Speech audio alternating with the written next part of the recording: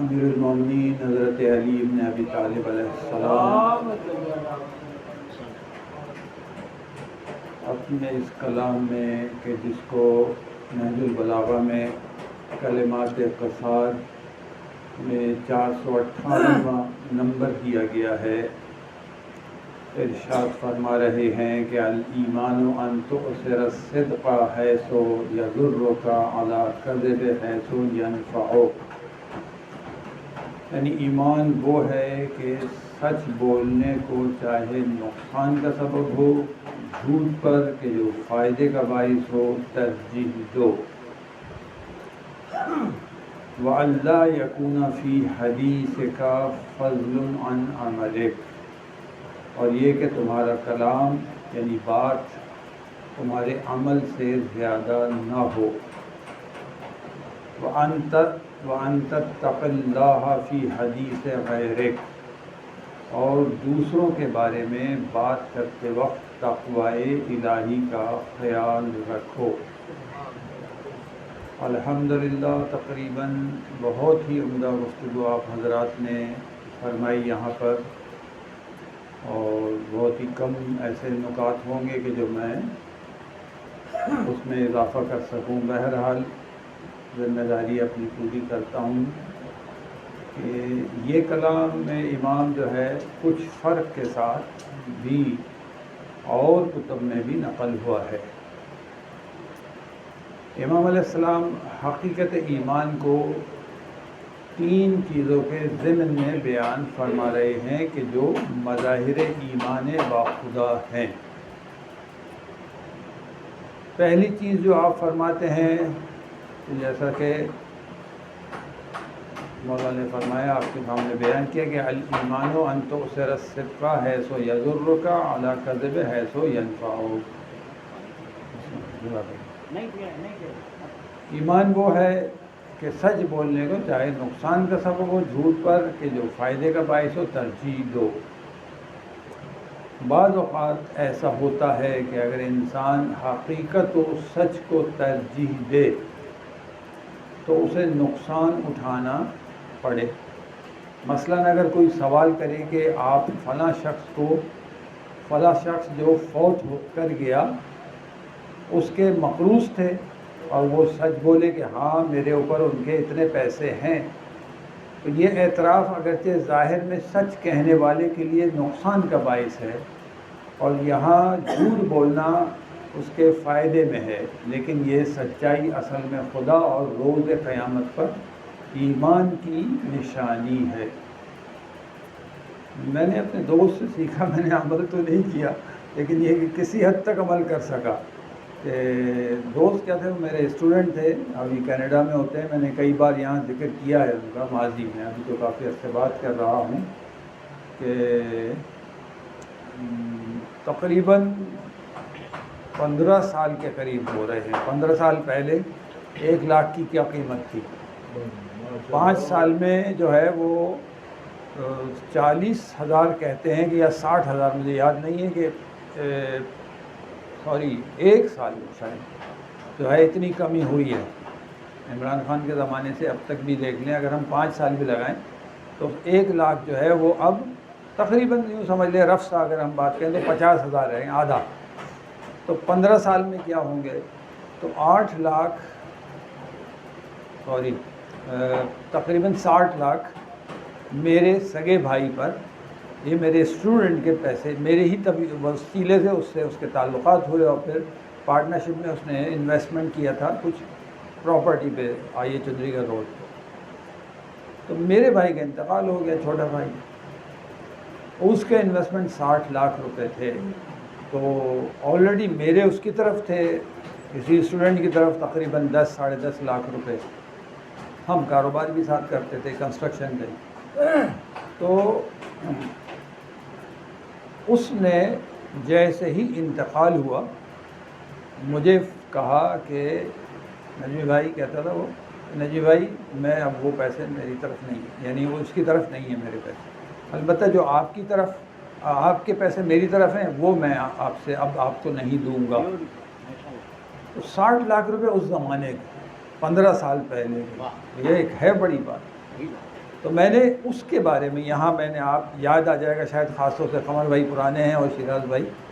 کہ کئی بار اس زمانے میں شروع میں نے اس کا ذکر کیا تھا کہ یہ وہ شخص ہے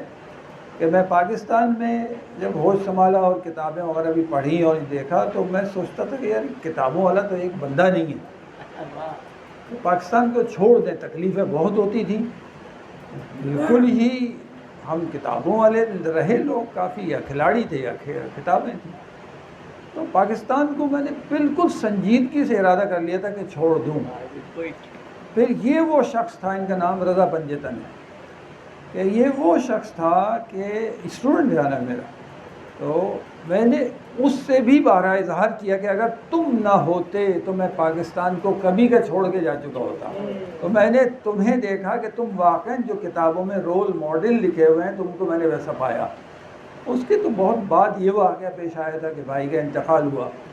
اور پھر یہ 60 لاکھ روپے اس زمانے کے اس نے، یعنی 50 سمجھ لیں، 10 تو میرے چلے گئے۔ بہرحال ایسا ہی واقعہ میرے ساتھ پیش آیا حال ہی میں۔ سسرال کے تھے، ان کی طرف میرے کافی پیسے تھے، لیکن مرنے سے پہلے انہوں نے ہوشیاری ضرور کی، میں نے لیکن ان کے لیے دعا کی، دعائے مغفرت کی، تو کیش کے لحاظ سے تو ان کی طرف میرا پیسہ باقی نہیں تھا۔ اللہ نے کیا کیا، کچھ نیکیاں ان کی تھیں، بلکہ تھیں یقیناً، کہ جس کی وجہ سے ان کو توفیق حاصل ہوئی کہ انہوں نے پیسے دے دیا، لیکن میرا پیسہ انہوں نے اصل دیا، چونکہ میں تو انویسٹمنٹ کیا تھا میں نے پلاٹس میں، تو وہ پیسہ تقریباً وہی تقریباً 6 to 10 ٹائمز بڑھ چکا تھا، کیونکہ پلاٹ پہ تھا، وہ پلاٹ کی قیمت اتنی بڑھ چکی تھی۔ انہوں نے وہ پلاٹ تو بالکل ذکر ہی نہیں کیا، مرنے سے تقریباً کوئی مہینے سے بھی کم دن پہلے مجھے کیش واپس دے دیا۔ میں نے کہا یہ بھی ایک نیکی ہے انسان کی کہ اس کا ذکر نہیں کیا، غلط کیا، یہ حساب کتاب سے تو نہ انصافی، لیکن بہرحال اس نے دیا، تو میں نے اس کے لیے دعائے مغفرت کی اور گڈ بکس میں اس کو رکھا، میں اتنا کیا۔ تو بہرحال ان کی طرف سے پھر فون بھی آیا ان کی فیملی کا، کیونکہ ان کو پتہ تھا کہ میرے پیسے ان کی طرف ہیں، تو انہوں نے کہا کہ آپ کے پیسے ان کی طرف ہیں یا نہیں ہیں؟ میں نے کہا نہیں انشاءاللہ۔ تو یہ اگر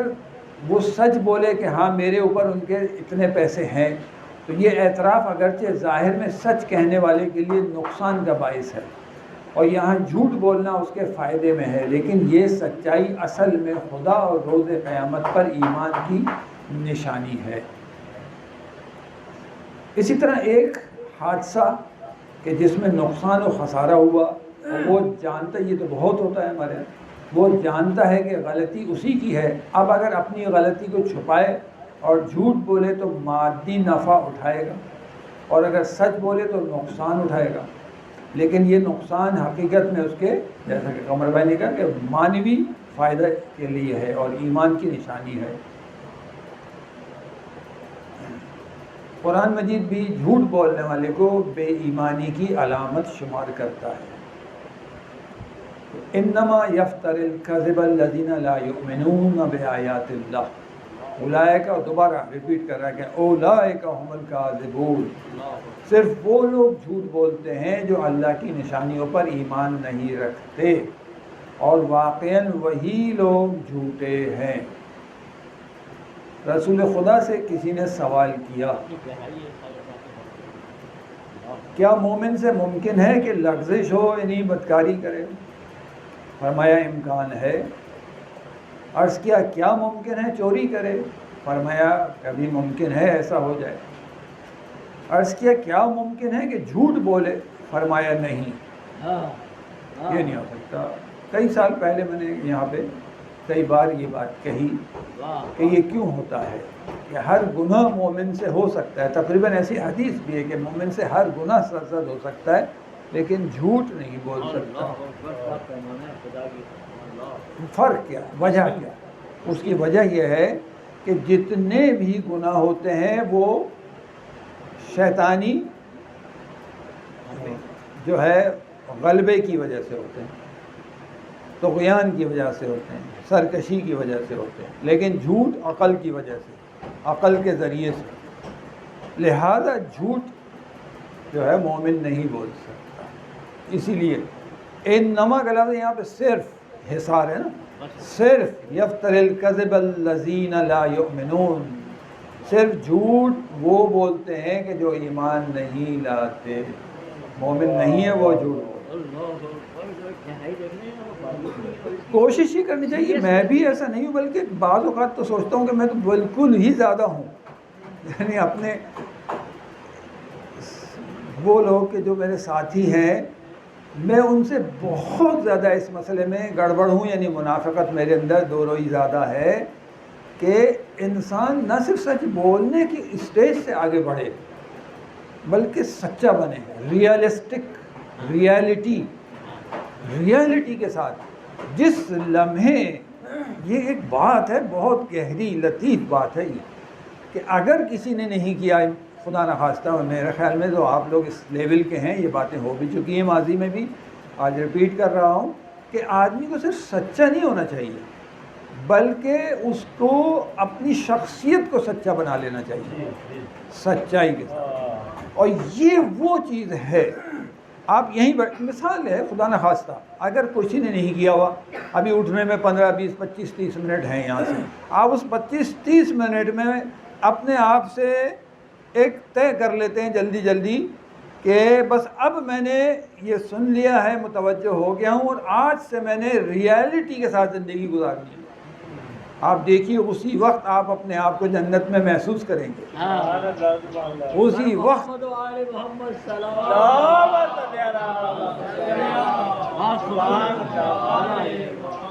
تقریباً ناممکن سا ہو جائے گا، بہت کم مادی فیکٹر رہ جائیں گے، 1 2 5% تک، کہ جس کی وجہ سے آپ کا ہارٹ اٹیک ہو، ہارٹ فیل ہو۔ لازمی نہیں ہے، قانون نہیں ہے یہ، لیکن تقریباً 2 4 ورنہ 5% ایسے مادی فیکٹر رہ جائیں گے کہ جس کی وجہ سے آپ کا ہارٹ فیل ہو، ورنہ ہوگا ہی نہیں ہارٹ فیل۔ ریئلٹی کے ساتھ زندگی گزارنا شروع کریں، یار میں یہی کپڑے، یار میرے اتنے ہی پیسے ہیں، یار مجھ سے جھوٹ ہو گیا تھا، میں کیا کروں، بس میں نے کھا لیا، دل چاہ گیا تھا، بہت سوری، کہیں تو ازالہ کر دوں، میں کیا کروں، میرے منہ سے گالی نکل گئی تھی، ہو گیا، میں معافی چاہتا ہوں، کوشش کروں آئندہ نہیں ہو، میں کیا کروں، مجھے غصہ آ گیا تھا، ہر ریئلٹی، بھائی میں یہ ہوں، میں نہیں پڑھ سکا، میں نے یہاں کئی بار سنا ہے، 2 بار یاد ہے مجھے، کم از کم 2 ورنہ 3 بار ضرور سنا ہے، یہ مجھے اتنی زیادہ پسند آئی تھی بات، اتنی زیادہ پسند آئی تھی، مفتی جعفر صاحب کی، حیدرآباد میں آئے تھے، میں بچہ تھا، بالکل چھوٹا سا بچہ تھا، تو نماز، ظاہر ہے کہ اسام حسن زیدی صاحب ہوتے تھے وہاں پہ، وہ بھی بڑی شخصیت، تو مفتی جعفر صاحب قائد، آپ آگے بڑھے، نماز پڑھیں، تو مفتی جعفر صاحب کھڑے ہوئے، جو اصرار کرنے کے بعد کہ بھئی آپ راضی ہوئے، چلے میں نماز پڑھا، اب نماز کے لیے کھڑے ہو چکے ہیں، ایک دم یاد آیا کہ میں معذرت چاہتا ہوں، آپ پیچھے مڑ کے کہا سوری، مجھے آپ 2 4 منٹ دے دیں، میری نماز فجر قضا ہو گئی تھی، میں وہ پڑھ لوں۔ لیول دیکھیں آپ کو، سچائی کا لیول، یہ ہے علامت ایمان۔ یہاں شخصیت ڈیمیج ہو رہی ہے نا بظاہر لوگوں کے نظام، یہ کم ظرف ہے، کم ظرف پتہ نہیں کیا کہیں گے، ایمان آگے دیکھیں کہ وہ کہاں، وہ کسے دیکھ رہا ہے، کتنی بڑی ہستی، وہ واقعاً ہستی تھے، ہستی، بڑی ہستی تھے، یعنی غیر معمولی شخصیات میں سے گزرے پاکستان کی، یہی شاہی تھا، نہیں مفتی جعفر، مفتی جعفر، اچھا مفتی جعفر، مفتی جعفر، مفتی جعفر، جی جی جی، ان کی بات، یہ وہی ٹائپ کی چیز، یہی سے آغا جعفر صاحب بھی، اسی لیے آپ کو اشتباہ ہوا، اور اسی طرح شہید عارف حسینی بھی تھے، شہید عارف حسینی کا یہ بھی واقعہ میں نے آپ کو سنایا کہ میں تفسیر، مجھے کچھ آیتیں بہت زیادہ مشکل کرتی تھیں، تو میں نے یہ کہا کہ چلو شہید سے پوچھتے ہیں، شہید عارف حسینی، موقع ملتا تھا مجھے بات کرنے کا ان سے، ان کی بھی یہ بہت بڑائی تھی کہ وہ توجہ ہر ایک کو شاید ایسے ہی کرتے، تو مجھے بھی توجہ دیتے تھے، تو مجھے ٹائم بھی ملتا تھا، بات کرتا تھا، تو میں نے ان کے سامنے 1 2 آیات سورہ حج کی رکھی، تو انہوں نے کہا نہیں مجھے تفسیر دیکھنی پڑے گی۔ کتنی بڑی بات ہے بھائی، جتنا تھوڑا بہت آتا تھا بتا دیتے، نہیں مجھے تفسیر دیکھنی پڑے گی۔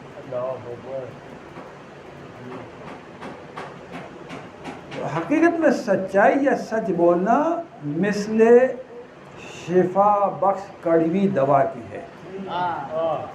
اور جھوٹ مثل غذائے ضرر رساں۔ عقل مند انسان اس شفا بخش کڑوی دوا کو نہیں چھوڑتا اور اس نقصان دہ غذا کے پیچھے نہیں جاتا۔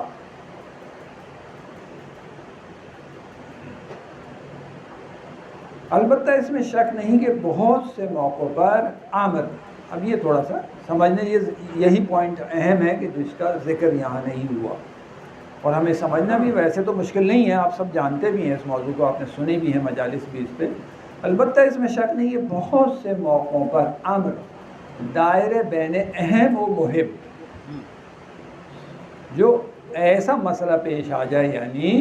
کہ ایک اہم ہو ایک مہم ہو، اہم زیادہ ضروری، مہم ضروری، تو یعنی سچ بولنا کسی مسلمان کے لیے جان کو خطرے میں ڈالنا یا فائدہ مہم یعنی ضروری کا سبب ہوتا ہے۔ مثلا یہ کہ ایک متعصب و مسلح ناصبی انسان سے سوال کرے، یعنی کسی انسان سے سوال کرے کہ کیا تم مکتب اہل بیت کے تابع ہو، یعنی شیعہ ہو، تو اگر سچ بولے تو اس پر اسلحہ تان لے۔ یقیناً اس طرح کے مواقع امام علیہ السلام کا اس کلام سے مستثنی ہے، اس طرح کے مواقع امام کے اس کلام سے مستثنی ہے۔ البتہ اس میں ایک بڑی اہم بات ہے جو میں نے تو بہت ایک زمانے میں سوچی تھی کہ میرے ساتھ ایسا ہو جائے گا میں کیا کروں گا، کیونکہ پارا چنار جیسی جگہوں میں، ایسی جگہوں پہ یہ واقعات ہوئے کہ بندہ ہاتھ آ گیا شیعہ اور کھڑا کیا سریام نعوذ باللہ نعوذ باللہ نعوذ باللہ، مولا کی شان میں گستاخی کرو، اور نے کہا ٹھیک ہے یہ وہ کھڑا ہو گیا اور اس نے امام کی شان میں بہترین مدح کی، بالآخر ادھر ہی مار دیا اس کو۔ اب ہمیں کیا کرنا چاہیے؟ ہمیں کیا کرنا چاہیے؟ یہ ہمارے اوپر ہے، یہ ہمارے اوپر پڑھا نہیں ہے کہیں، لیکن یہ ہمارے اوپر ہے کہ اب ہم فیصلہ کریں کہ جائز ہے، امام نے کھایا، خود امام نے کہا کہ جان چھڑا لو، ہمیں برا بھلا کہے گی، مفہوم بیان کر رہا ہوں اپنے الفاظ میں، کہ امام نے کہا، لیکن یہ شان ہے انسان کی، یہ شان ہے کہ نہیں بھائی نہیں ہو نہیں سکتا میرے لیے۔ یہاں تو دودھ کا اختیار ہمارے یاسر کی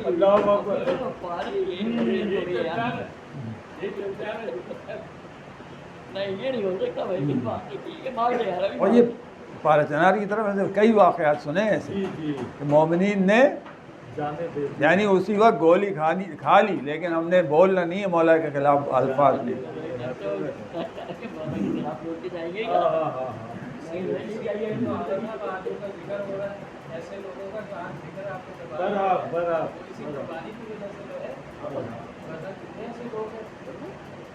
اور آج آپ ایران کا رویہ دیکھ لیں نا، کمپرومائز نہیں ہے، سچائی پہ کمپرومائز۔ بہار میں ایک پاگل پکڑا گیا، پاگل دماغ کا پاگل، اس طرف گیا تھا، علاقے کا تو پتہ نہیں تھا اس کو، تو اپنا علاقہ چھوڑ کے ان کے علاقے میں کچھ دیا تھا، اس کو پکڑ لیا۔ وہ پاگل سے وہ پوچھتے ہیں کہ آپ شیعہ ہیں، یعنی وہ پاگل اس کو کہتے ہیں مارو گے تو نہیں، وہ کہتے ہیں نہیں ماریں گے نہیں، کہتے ہیں میں شیعہ ہوں، کہتے ہیں ماریں گے، کہتے ہیں میں شیعہ ہوں۔ پھر اس کو کہتے ہیں کہ تو یہ صلاح سے کہ وہ کا تو تعریف کرو، تو وہ تعریف کی بجائے اس کی مذمت میں شروع ہو، اور کہتے بھی ہے کہ مارو گے تو نہیں، وہ ہے دماغ کا پاگل تھا۔ پھر مولا علی علیہ السلام کی شان میں اس کو تعریف کی، وہ اس کے ساتھ تو پاگل تھے، جب زبان میں آیا تھا حیران رہ جاؤ گے کہ اس طرح مبالغہ ایک عالم بھی نہیں کر سکتا جو پاگل کرتا۔ ویڈیو اس نے کر لی، پھر اس کے بعد اس کو شہید کر کے ٹکڑے ٹکڑے کر کے ادھر پھینک دیا۔ پاگل نہیں بتانا ہوگا تو پاگل انسان کے فطرت ہوتے ہیں، ہمارے رب میں یہ ہے، اس کا کمپرومائز بہت یا یہ کہ درمیان میں یہی جو بات ہو رہی ہے اہم و مہم، یا یہ کہ درمیان میں اصلاح کی خاطر، یہ دوسرا نقطہ ہے، مجبوراً دروغ کہنا پڑے تو جائز ہے۔ مثلا میاں بیوی میں آپ کو صلح کرانی ہے، اب آپ کہہ سکتے ہیں یار میں تو اچھے خاصا 2 گھنٹے بیٹھا ہوں، 2 گھنٹے میں تمہاری تعریف کے علاوہ تو اس نے کبھی بات ہی نہیں کی، حالانکہ ایسا نہیں ہے۔ اب آپ دیکھیں ایک دم آپ وہ جو تیش تھا نا وہ ایک دم ڈاؤن ہو جائے گا، ختم ہو جائے گا. یہ ہے. تو یہاں پہ بھی یہ دروغ بھی صحیح. تو جیسا فرمایا میں بچوں کو یہ کہتا ہوں، دیکھیے ہمارا تعلق جو کاروبار سے بھی ہے تو چیٹروں سے بڑا ہمارا واسطہ ہے. اور چیٹر بھی خدا کی قسم اسپیشل نشستیں چاہیے، اسپیشل نشستیں چاہیے. مجھے نہیں معلوم کہ کس کو کتنا پتہ ہے کہ کیسے کیسے چیٹر ہیں معاشرے میں. تو ایسے کا فون آئے تو اس کو تو کہنا پڑے گا نا بھائی نہیں اٹینڈ کرنا، دل نہیں چاہ رہا. پر سوا ابھی پھر آیا کہ گھر والے پریشان ہوتے ہیں کہ بابا کے پاس آیا اب یہ کچھ پیسے پھر لے کے جائے گا اور بابا اس کی باتوں میں آ جائیں گے. تو وہ اس کو یہی کہنا ہے. تو میں پھر بچوں کو بتاتا ہوں بیٹا کون سی جگہ سچ کا مطلب کیا ہے. تو اس کے لیے بلیک اینڈ وائٹ کر کے آپ یہ بتا سکتے ہیں کہ بیٹا ابھی ڈاکو آ جاتا ہے اور پیسے ایک جگہ رکھیں، کہاں رکھیں پیسے. اب آپ کو سچ بولنا ہے تو سچ یہ ہے کہ آپ بتا دیں گے پیسے، تو سچ یہ ہے کہ آپ نہ بتائیں گے بھائی پیسے یہی ہیں جو چند ہزار روپے پڑیں، 2-4 ہزار. جیسے امریکہ میں نا خاص جگہ ہیں وہاں پہ لکھا ہوا ہوتا ہے، اسٹریٹس پہ لکھا ہے کہ کچھ پیسے لے کر ضرور چلیں. ہے امریکہ، ورنہ وہ تیش میں آ کے آپ کو گولی مار دے گا. کچھ بھی نہیں ہے، مارو اس کو. اٹالین حملہ کرتے ہیں $10 کا نوٹ تو ضرور آپ کے پاس ہونا چاہیے، $5. تو ایسی صورت میں بھی تو وہ دروغ گوئی نہیں ہے، ڈیفینیشن اس میں نہیں آتی ہے دروغ کی، کیونکہ درمیان میں اصلاح مہم تر ہے راست گوئی کے مقابلے میں. اور البتہ فرق نہیں پڑتا کہ نفع یا نقصان خود اس کے اپنے لیے ہو یا کسی اور کے لیے. یہی بات آ گئی مثال کہ میرے پیسے، میرے پاس تو صرف یہ 2000 روپے. اگر مصلحت ایک اہم کے لیے ہو تو اس قاعدہ کلی جو کہ مولا کائنات نے فرمایا کہ جس کی طرف امام علیہ السلام نے اشارہ فرمایا مستثنا ہوگی. بہرحال اساس اصلی یہ ہے کہ انسان ہمیشہ صدق و راستی اپنائے چاہے اس کا انجام نقصان پر ہو. لیکن یہ قاعدہ استثنائی موارد یعنی مواقع بھی رکھتا ہے جس کے بارے میں نے آپ کو کچھ مثالیں پیش کی ہیں. اور وہ اس جگہ ہے کہ جہاں مصلحت مہم تر از مصلحت سچ سے خطرے میں پڑ جائے. اچھا اسی کی دلیل میں کہ علامہ مرحوم علامہ مجلسی اسی روایت کے ذیل میں شرح کے عنوان سے بیان فرماتے ہیں کہ ممکن ہے منظور امام اس قول کے نقصان جو اس روایت میں بیان کر رہے ہیں ایسا نقصان ہو کہ جس میں تقیہ روا نہیں یعنی شامل نہیں. اس کے بعد امام علیہ السلام دوسری نشانی ایمان کے بارے میں فرماتے ہیں. دوسری نشانی، 3 نشانیاں بیان کی نا، تو دوسری نشانی ایمان کے بارے میں فرماتے ہیں کہ وَأَلَّا يَكُونَ فِي حَدِيثِكَ فَضْلٌ عَنْ عَمَلِكَ، یعنی اور یہ کہ تمہارا کلام یعنی بات تمہارے عمل سے زیادہ نہ ہو. اب اس میں بھی نا کئی باتیں ہوتی ہیں. زیادہ تر ہم یہی مطلب لیتے ہیں کہ جیسے ایک بیان اسٹیٹمنٹ، یہی بات ہوئی ہے ابھی زیادہ تر. لیکن ایسا ہی نہیں ہے. صرف یہ نہیں ہے بلکہ ذرا سی باتوں پر بھی. میں نے جیسے کہا کہ کسی کو میں 3 بجے انشاءاللہ پہنچ جاؤں گا. اب یہ بیان کوئی اسٹیٹمنٹ اور یہ ایسی بات نہیں ہے. تو دوست سے کہا میں یار 3 بجے انشاءاللہ پہنچ جاؤں گا. اب یہ اگر بہت گہرائی لیں تو اس میں بہت ساری باتیں نکلتی ہیں، لیکن بعض اوقات لوگ بہت سنجیدہ ہوتے ہیں اور بہت سنجیدگی سے اور بہت سیریس مزاج کے ہوتے ہیں کہ بھائی 3 بجے اس نے کہا تو 3 بجے ہے. مثلا مجالس کے لیے میں نے ایک مزاج رہا، میں اپنی بات کر رہا ہوں کہ یا ٹائم دیا یا نکاح کے لیے تو دیکھا کہ اکثر سب سے پہلے پہنچے ہوئے ہیں. واللہ سب سے پہلا سناٹا. ایک آدمی شاید پہنچا ہوا ہو یا نہیں پہنچا ہو تو وہ بھاگ رہے ہیں، کسی کی اطلاع یہ وہ. تو ابھی بیٹھے ہیں، اب سوئیں گے پھر وہاں. دوسرے مولانا بھی ایک دفعہ محمد علی صاحب 1-2 دفعہ ایسا ہوا ہے، وہ بھی بہت جلدی پہنچ گئے. ہم سو رہے ہیں، ہم سوئے، ہم نے پھر رات کا وقت ہے چلے سو جاتے ہیں. اسی طرح مجلس میں کافی ہوتا ہے. اتنی بد اخلاقی دیکھنے میں ملی کہ آپ نے جس ٹائم بلایا، اب بلایا تو اس میں ٹھیک ٹھاک یہ مسئلے ہوتے ہیں کہ اس نے بھی اپنی پوری حسرت، اس نے بھی پوری حسرت، اس نے بھی پوری حسرت. آخر میں جب آپ نے 1.5-2 گھنٹے بعد ہمیں بٹھایا تو آپ کہہ رہے ہیں ذرا مولانا جلدی کیجیے گا، بس 15 منٹ بعد آپ یہاں پہ لوگ. مصائب شروع کرتے ہیں۔ اور زبان جو ہے نا اس کی بڑی اہمیت ہے، بہت زیادہ ہے، چاہے اسٹیٹمنٹ، فارمل اسٹیٹمنٹ، بیان، یہی جیسے کل میں نے یہاں کئی بار ذکر کیا کہ میں آیا تھا اسلام آباد سے آ رہا تھا جہاز میں، تو ایک امریکی فوجی ملا مجھے، جوان آدمی تھا، اس نے مسلمان سے شادی کی تھی، میں نے اس برابر میں بیٹھا ہوا تھا تو بات چیت ہوئی تو اس سے پوچھا، وہ مسلمان ہو گیا ہوں، لیکن اس نے کویت اور عراق کی جنگ میں وہ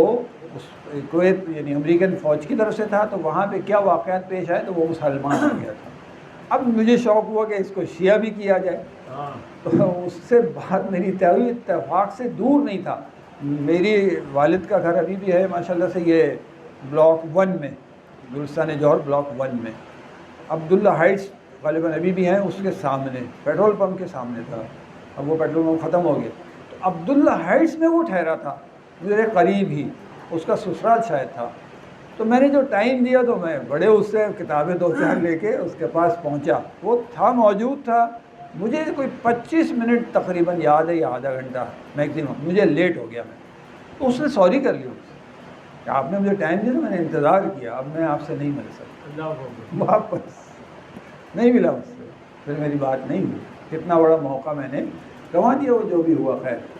تو جب بھی کوئی بات کہے نا انسان تو اس کو سنجیدگی سے، زبان کو نا بڑی پرکھ کے تول کے، اور یہ جب پرہیزگار انسان ہوتا ہے نا ان چیزوں کی طرف متوجہ ہوتا چلا جاتا ہے۔ یہ جو آیت ہے نا ان تمام چیزوں پہ منطبق ہوتی ہے کہ وَالَّذِينَ جَاهَدُوا فِينَا لَنَهْدِيَنَّهُمْ سُبُلَنَا، جو ہمارے لیے کوشش کرے گا، اللہ کہہ رہا ہے جو ہمارے لیے جہاد کرے گا، ہمارے لیے کوشش کرے گا، لازمی کا لفظ ہے، لازمی ہم اس کو اپنے راستوں کی ہدایت دے دیں گے، لَنَهْدِيَنَّهُمْ سُبُلَنَا، ہم اپنے راستوں کی ہدایت دے دیں گے۔ یہ ان راستوں میں سے ایک راستہ ہے کہ اب زمان کو بھی اللہ ایسا کنٹرول دے دیتا ہے کہ اب میں اس کو 3 بجے کا ٹائم بھی دوں تو وہ وہی ٹائم ہو کہ میں پہنچ سکوں، کیونکہ بہت عام ہوتا ہے، میں خود بھی اس میں مبتلا ہوں کہ یار رش بہت تھا، تو یہ رش کو اچانک تو نہیں ہوا ہے، پاکستان میں تو رش ہی تھا، رش ہی ہوتا ہے، اب یہ رش ہوتا ہے تو اسی حساب سے نکلو۔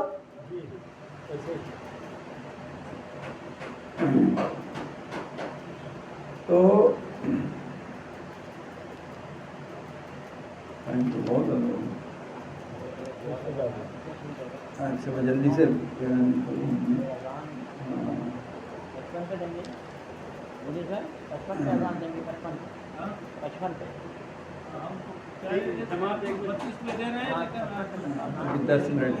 بہت سے لوگ ہیں جو نیکیوں اور اچھائیوں اور